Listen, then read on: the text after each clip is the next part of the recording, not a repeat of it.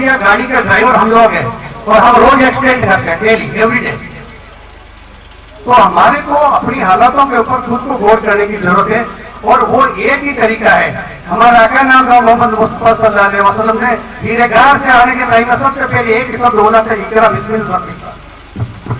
पढ़ो, हम पढ़ रहे हैं।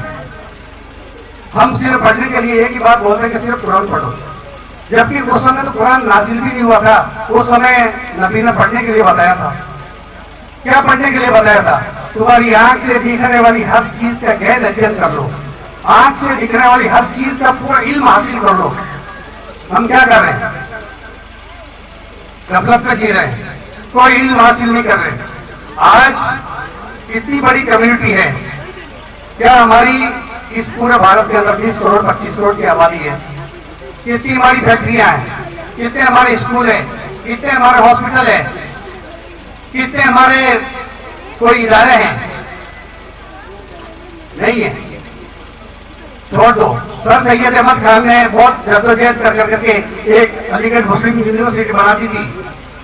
उसके बाद कोई माइकल आली हिंदुस्तान में जगह नहीं है जो कि सर सैयद अहमद खान जैसी अलीगढ़ मुस्लिम यूनिवर्सिटी कहीं और बना दे।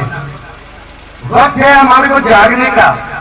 सिर्फ कुरान को पढ़ करके रजाई के अंदर सोने का वक्त नहीं रह गया दोस्तों। आज जिधर भी देखो हम लोगों को जलील किया जा रहा है। क्यों?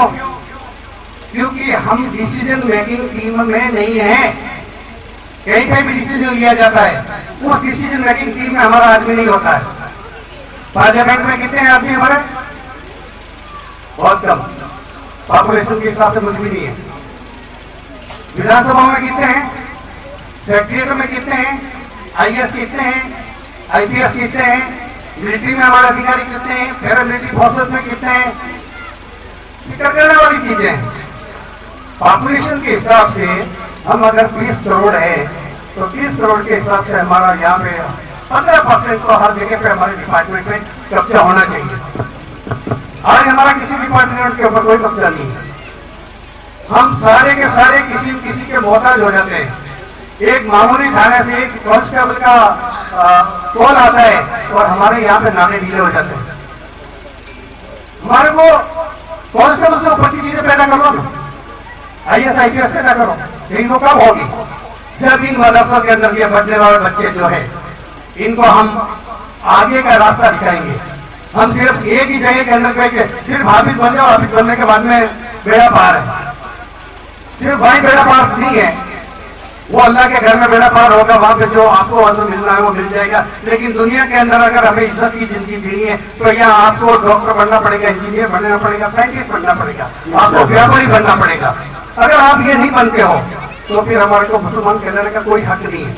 हम कुरान को ठीक से नहीं पढ़ रहे हैं, तो हमारे को कुरान को ठीक से पढ़ करके आज के जो जरूरत है, जो नीड्स है, बेसिक नीड्स के ऊपर हमारे को काम करने की जरूरत है। तो मैं तमाम जिम्मेदार जितने भी है इस ब्यावर हल्के के अंदर, कम से कम इस ब्यावर इलाके के अंदर तो हम ऐसे इदारे कायम करें जिससे हमारे बच्चे कुरान के साथ साथ में डॉक्टर भी बने, इंजीनियर भी बने, साइंटिस्ट भी बने और आगे चल करके आईएएस और आईपीएस और पैरामिलिट्री फोर्सेस में अफसर भी बने इंशाअल्लाह। तो इसके ऊपर हमारे को काम करेंगे तो मैं यकीन के साथ मैं कह सकता हूँ कि हमारी जो इस माशरे के अंदर अनवांटेड हो चुके हैं वो हम वांटेड हो जाएंगे। वांटेड होने के लिए हमारे को एजुकेशन की जरूरत है। तो एजुकेशन की तरफ फोकस किया जाए।